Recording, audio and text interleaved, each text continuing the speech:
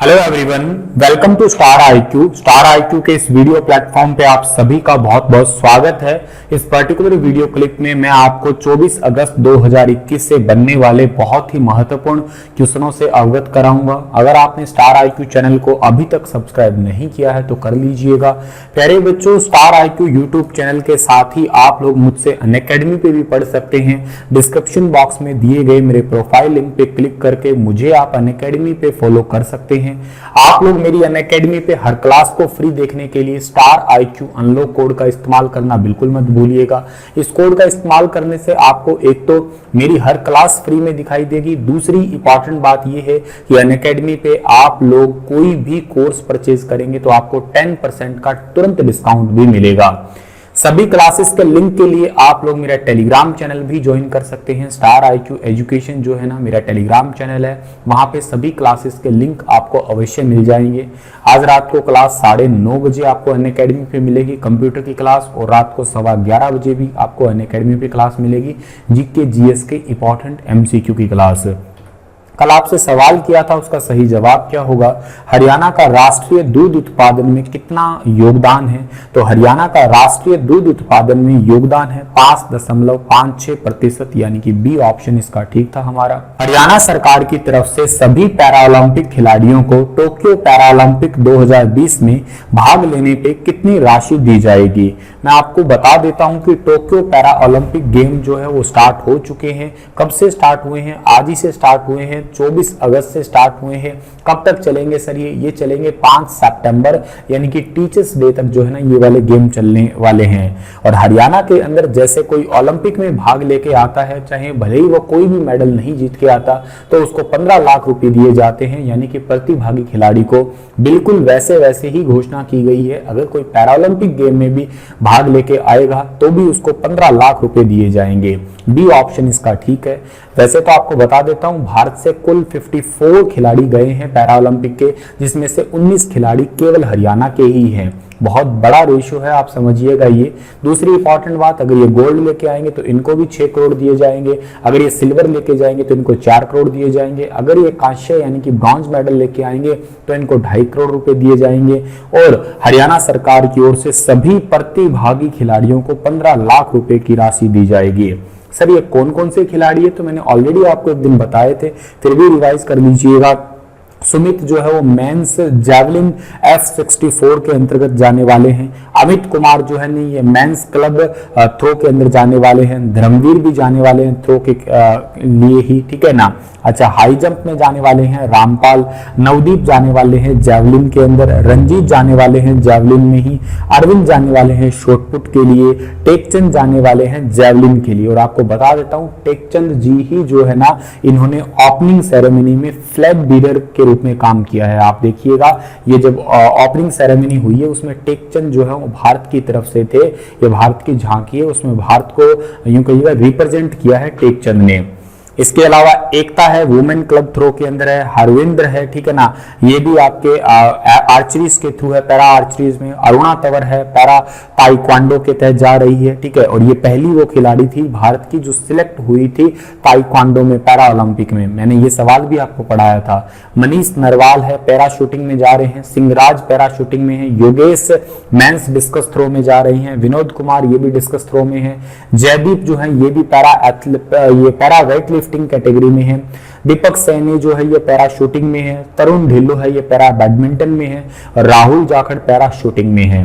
तो game start हो चुके हैं। ये खिलाड़ी है हरियाणा से, सभी के बारे में मैंने बता दिया। आपको जरूर ये सारे नाम याद रहने चाहिए, कोई ना कोई एग्जाम में सवाल बन सकता है।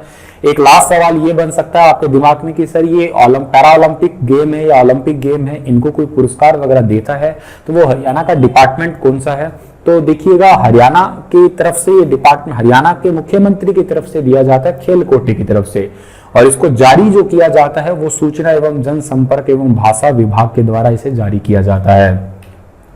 अगला सवाल क्या हो उससे पहले आपको बता देता हूं कि अंतर्राष्ट्रीय पैरालंपिक समिति जो है ना, इसके अध्यक्ष का नाम एंड्रयू पार्सन्स है। इसका हेडक्वार्टर बार्न जर्मनी में है। और एक बात और है कि पैरालंपिक खेलों में भारत के पैरालंपिक दल के लिए थीम सॉन्ग है कर दे कमाल तू, ये लॉन्च किया गया है। दिव्यांग क्रिकेट प्लेयर संजीव सिंह ने इस गाने की रचना की है और इसे गाया है, ये बात भी आप याद करना।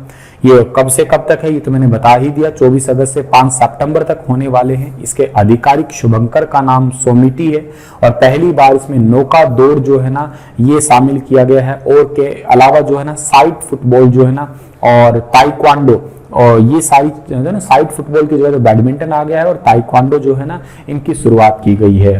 काफी इंपॉर्टेंट स्लाइड है, आपको जरूर याद रखना है और बहुत ही ज्यादा इंपॉर्टेंट पहला क्वेश्चन था आज का ये। दूसरा क्वेश्चन भी बहुत ज्यादा इंपॉर्टेंट है कि हरियाणा विधानसभा के मानसून स्तर में कितने विधेयक पारित हुए हैं।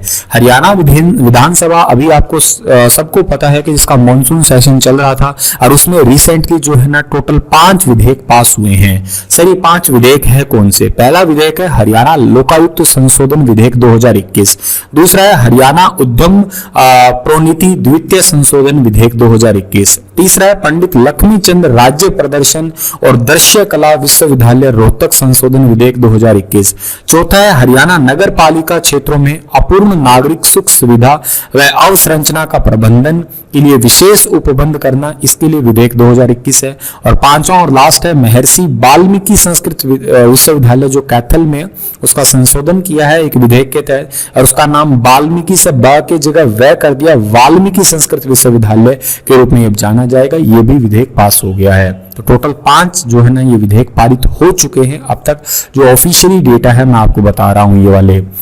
अगला सवाल है कि पौधगिरी स्कीम के तहत इस साल प्रदेश के सभी स्कूलों में 6ठी से 12वीं कक्षा तक के विद्यार्थियों को कितने लाख पौधे उपलब्ध करवाने का लक्ष्य है?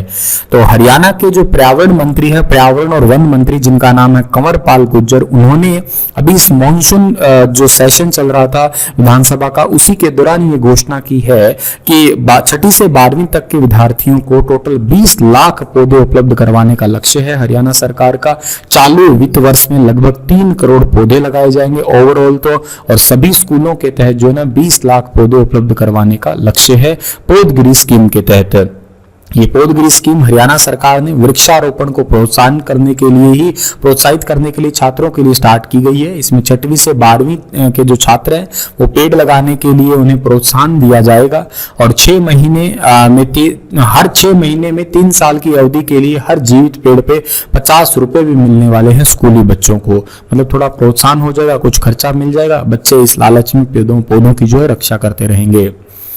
अगला सवाल है आपका कि इंडफी ने अपनी तरह का पहला लघु व्यवसाय ऋण कार्यक्रम शुरू करने के लिए फेसबुक इंडिया के साथ में साझेदारी की है। इसका मुख्यालय कहां पे है?